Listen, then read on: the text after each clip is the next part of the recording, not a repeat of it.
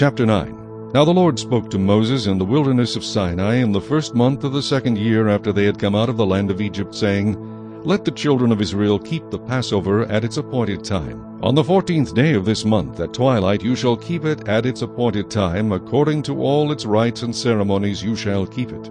So Moses told the children of Israel that they should keep the Passover.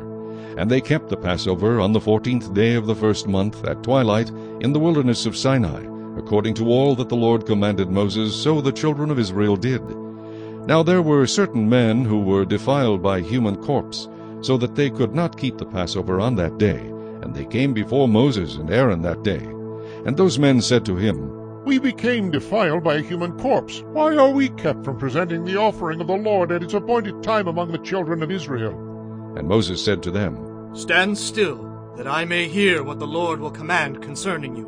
Then the Lord spoke to Moses, saying, Speak to the children of Israel, saying, If any one of you or your posterity is unclean because of a corpse, or is far away on a journey, he may still keep the Lord's Passover. On the 14th day of the 2nd month at twilight they may keep it. They shall eat it with unleavened bread and bitter herbs.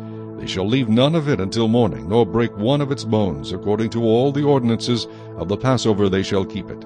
But the man who is clean and is not on a journey and ceases to keep the Passover, that same person shall be cut off from among his people, because he did not bring the offering of the Lord at its appointed time. That man shall bear his sin. And if a stranger dwells among you and would keep the Lord's Passover, he must do so according to the rite of the Passover and according to its ceremony. You shall have one ordinance, both for the stranger and the native of the land.